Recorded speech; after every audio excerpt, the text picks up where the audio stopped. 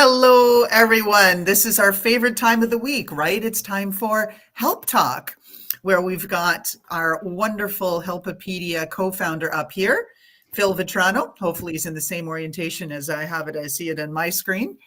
And you've got me, Laurel and Mears, here with you. And we've got a very special guest here today. Well, every week they are special, but just given everything that's going on, I mean, we can look today, we're live January 20th. There are events happening in the United States and abroad that are leaving adults upset, and not to mention the impact they're having on our children. And so Molly Feigl here, she is a parent educator and coach, and she specializes in bridging that connection between parents and their children. And she has a variety of programs that she does to do so, not to mention, I won't say how many decades, but she's got some experience of being a music teacher at an elementary schools and has really learned some of the techniques and dug in to understand child trauma, understand child anxieties, on how, as a parent or as a teacher, you can navigate these difficulties. So anyway, with that, without stealing the whole show, thank you, Molly, for being You here today. you are very welcome. It is great to be here. Yeah, I am happy to be here, and I am very happy to be diving into this particular conversation about helping our kids manage their anxiety and worry. And I have 7 tips for people whose kids are dealing with a lot of anxiety and worry right now. And here's a little hint. Although I am focusing on how we can help our children with that. If you're a parent, a teacher, a caregiver, a grandparent, how we can help our children with that. Some people have found listening to this conversation helps themselves with their own anxiety and worry stuff. So I'm going to stop right there, but you just 7 because I have them. Well, I I have a think we're going to tendency to get right talk a lot. into that. But one So of I'm the like, things that I stop. think is, well, and I didn't mean to talk over you, but I think we've got some legs. So there's always some technology issue, right? Nothing is ever smooth, you know. Um, but I think what's important to post here is that you have an upcoming event tomorrow where parents are invited to come online and to hear you and get some advice live in real time with situations that other parents are facing, and to be able to talk together and get that support that they need from other parents. And I think Molly is frozen. What do you think, Phil? Yes, I think it's cold in Minnesota, and so it may be having an impact. But I can't wait for Molly to rejoin us and share those 7 tips. And it's wonderful that she has these great events for East Coast, Central, and Mountain Time and Pacific Time to support all these parents who need some help. And we know that that amount of help, like the number of requests, is just absolutely skyrocketed. There are, again, we avoid politics and things like that, but there are a number of children who have come forward and said that they are very worried with the new administration because they are LGBTQIA or whatnot. And they are concerned that they are not going to be seen or heard. And so we know that the amount of, like I said, worry has really changed. And this is why I think this wonderful conversation that Molly's going to have tomorrow at 9 p.m. Eastern, that's 8 p.m. Central, where people can go, they can go Molly Feigl, parentingsupport.com, and then go look at some of the events.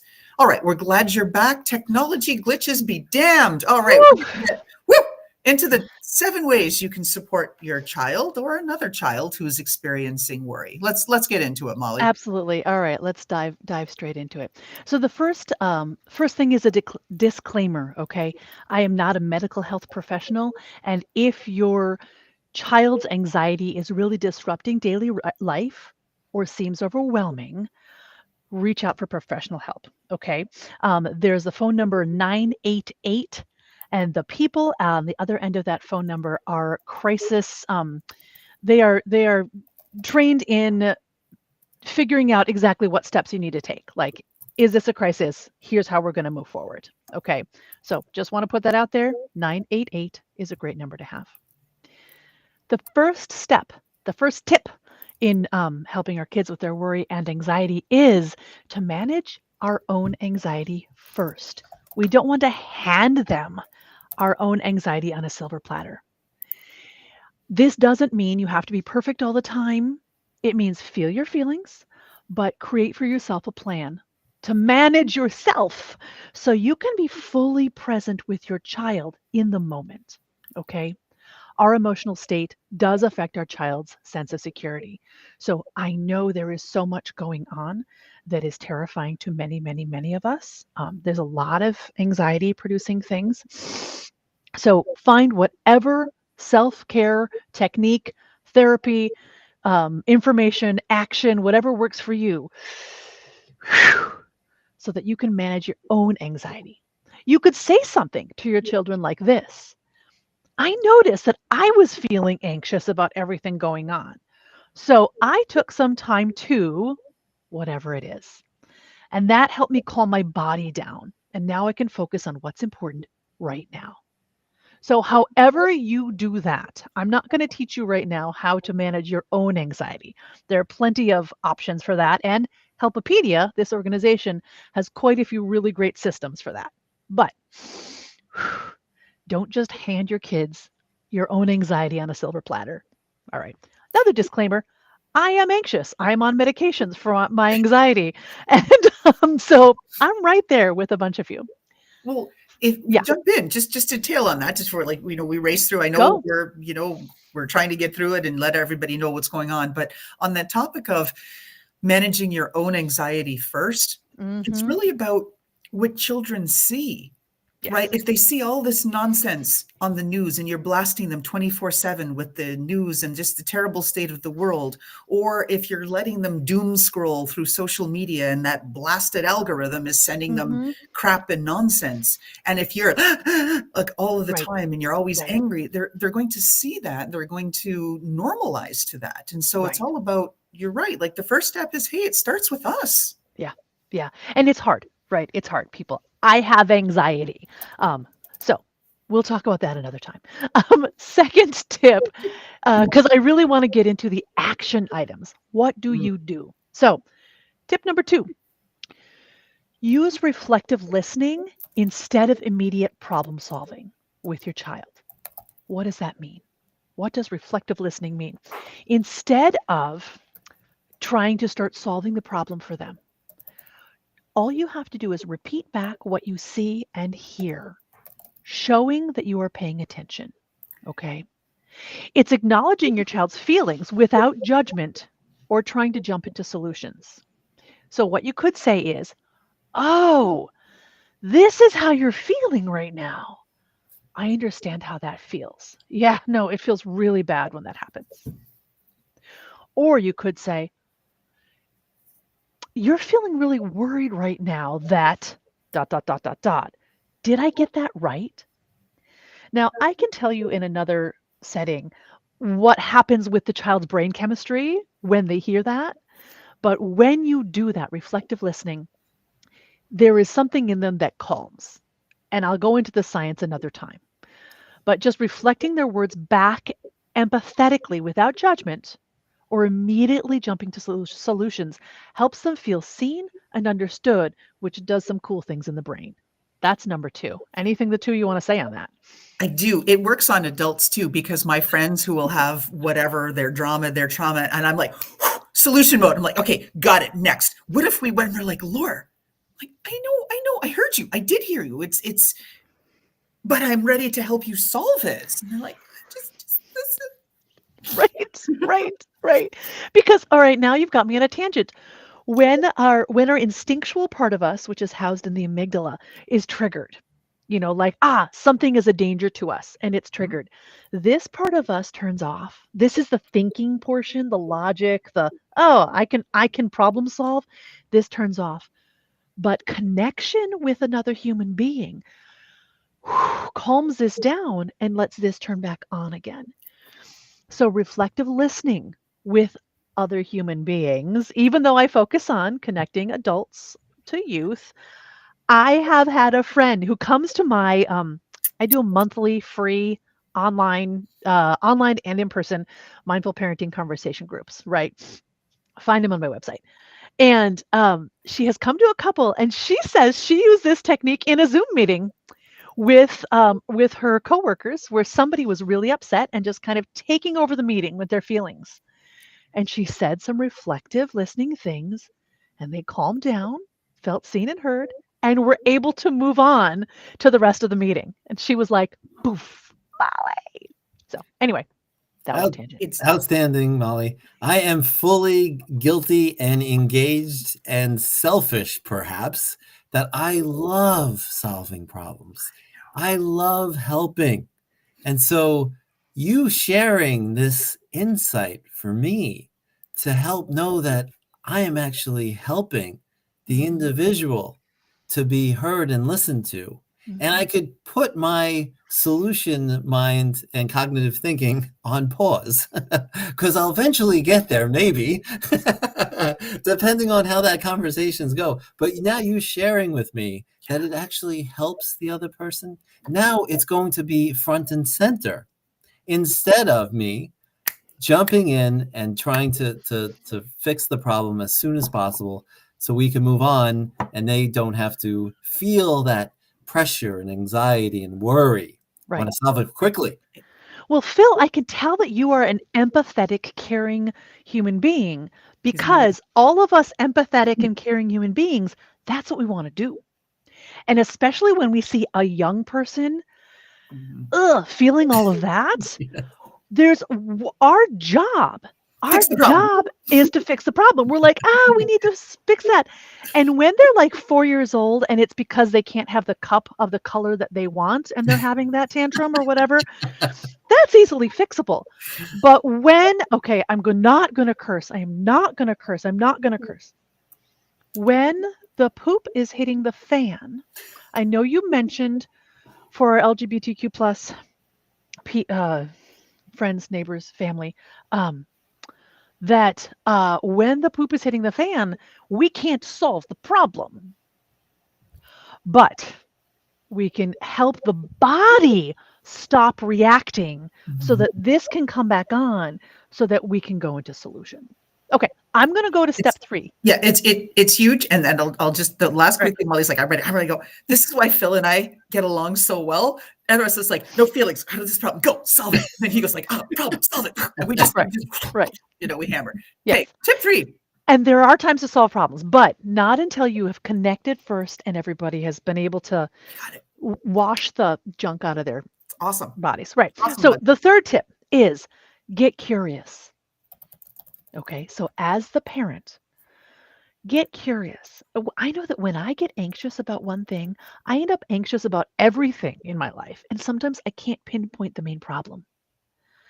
So asking questions like, I'm going to name a few things that I can guess might be causing some anxiety. You tell me yes or no on these. So getting curious is for like generalized anxiety. What's wrong? I don't know. I can't figure it out. When they're just like, I don't know what to do. Our job is to get curious. I'm so curious what you put for, yeah, get curious. Um, helping kids identify the source of their anxiety, um, it helps them then be able to say, oh, this is what it might be. And it's often because they're feeling disempowered about something. All right. So what we might say is, it sounds like you're feeling anxious, and that's okay. That's normal right now. Can you help me understand? Or, as I said before, all right, you don't have anything for me? I'm going to name a few things. Can I guess what they are and you tell me if I'm right or wrong? Okay. So it's okay if they can't pinpoint it, but be curious and be okay to be wrong. All right. So that's number 3. I'm going straight to number 4. All right. Empower kids with information. The anti-anxiety is information.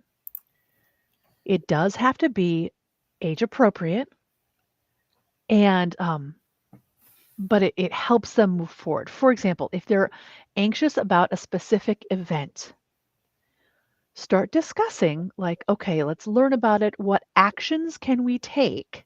What resources can we learn about? What support systems are out there? Um,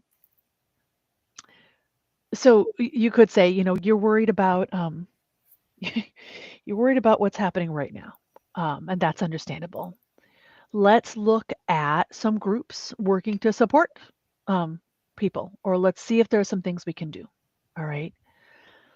Now, there's a fine line there because we don't want to have them dive into it all the time. But um, anti-anxiety, so what's I've seen, action alleviates anxiety.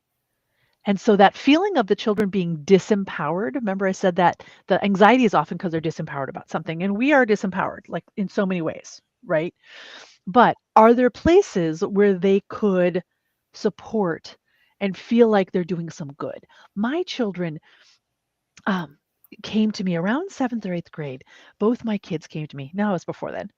At some point, they came to me and were so utterly distraught and anxious and worried because they were learning about global warming at school.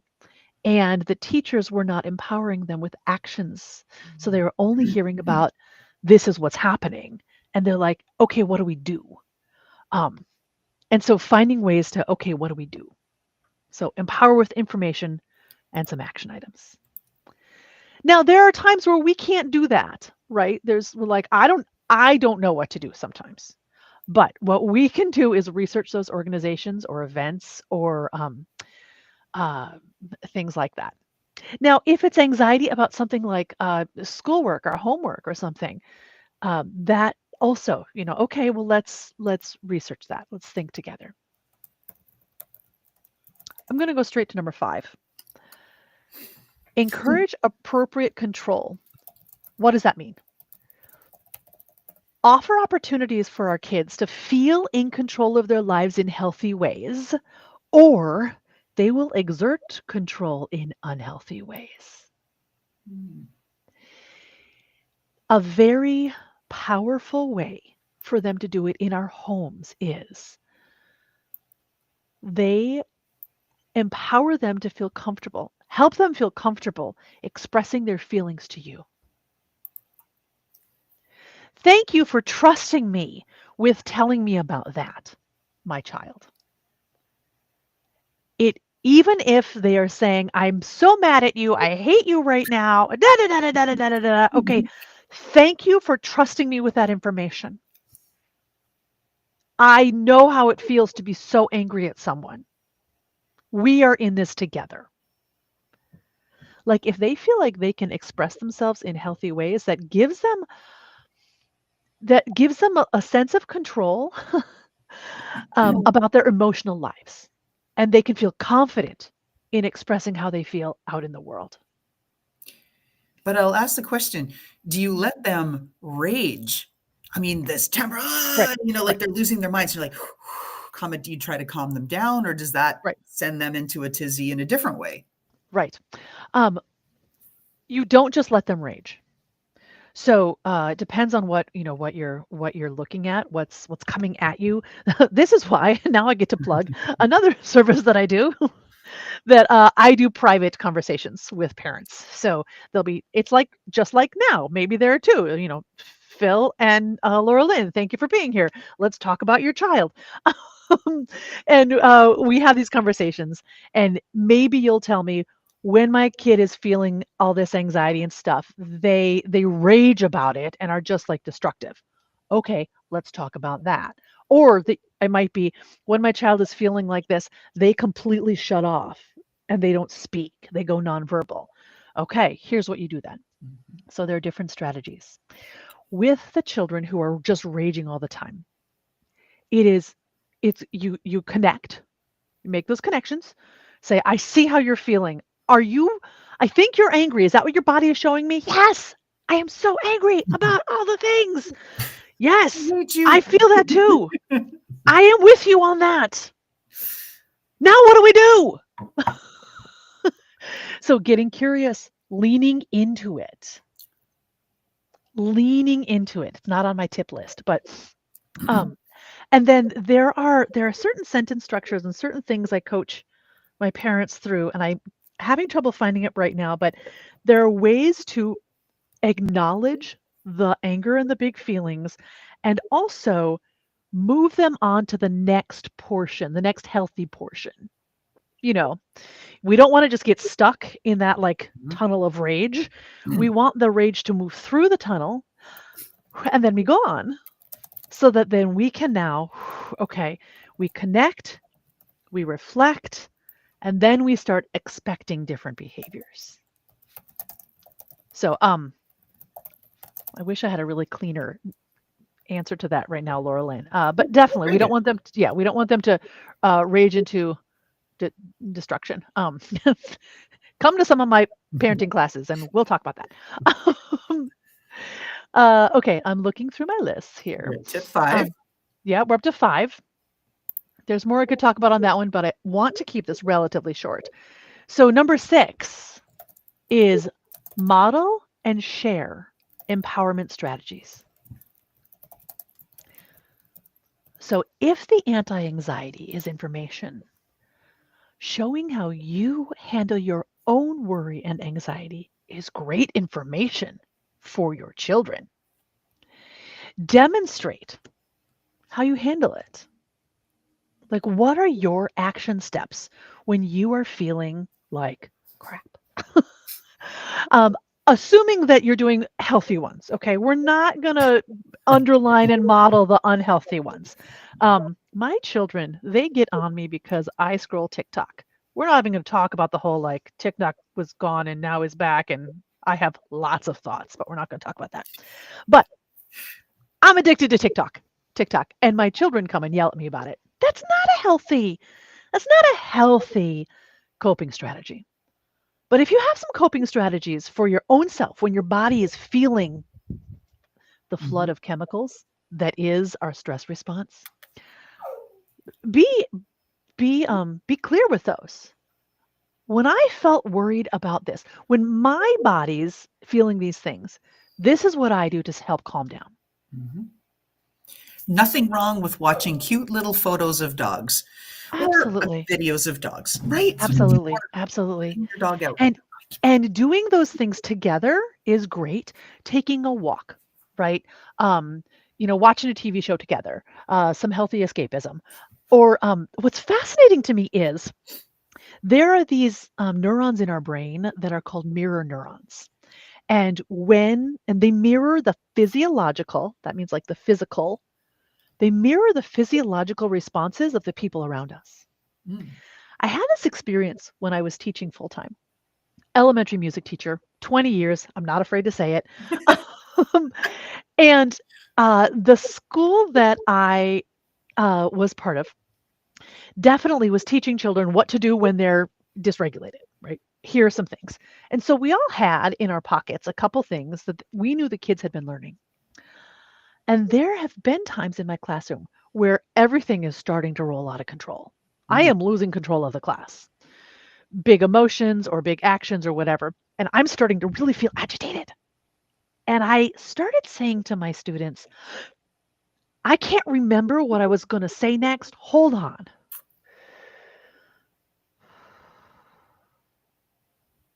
And I would just silently do the thing. And most of the time, they got quiet and looked at me. Mm. And research shows that watching someone else use one or two of those strategies triggers the calming in your own brain, even if you're not doing it. Hmm. And the class would magically like come back under control. Every time? No, but more time than I expected. So, um, also when you're modeling and sharing empowerment strategies, you can also do that with the bigger things in the world. What am I doing in my community to make a difference? Hey, kid, I was feeling worried about this, so I went and volunteered here. Or, I know that these neighbors could use this support. So it's not just the physical, Mhm. but it's also what we can do with a boots on the ground right here where we are, where we can make a difference. And that is helping my children moving forward in their anxiety right now. Go ahead, but then I have the last thing. I'm at I was gonna 7 as say, soon but as it you're really ready. loops back to that first one, right? I mean, Mhm. that's the whole thing. And in tip 1, what you had shared here was that manage our own anxiety first. So if we, not, it's do as I do, right? Not do as I say, right? Isn't it like, right, that whole thing where it's like, no, I really am trying this, follow this model, and I'm Right. learning from somebody else who taught me this, Yeah. who's an Yeah. expert in anxiety management or whatnot. That's how it goes. I mean, it's very helpful. Yeah. And people may be watching this thinking, well, why are they not listing all the things we can do to manage our anxiety? Because that's a different class. Mhm. So you're welcome We'll to have that one join. next. Yeah, you're welcome to join a variety. There's so many modalities for empowering our own selves in our own bodies and in our own chemistry and also in the world around us. I'm going to go to the last tip because we are, All right. yeah. The last tip is understand the brain's role in all of this. Anxiety is body based, it is not just overthinking or overreacting. There are physical signs, including like rapid heart rate and shallow breathing and these tense muscles. So when you are seeing anxiety and worry in your own children, or when you are feeling it in your own self, treat these as symptoms. Like, respond with the care that you would give to someone if they were, sick and and had a cold. When our children are sick and have a cold and are coughing all the time, we don't say, "Stop coughing. Bring that fever down." Respond with care. And when you are feeling the things, respond with care to yourself. Hmm. All right?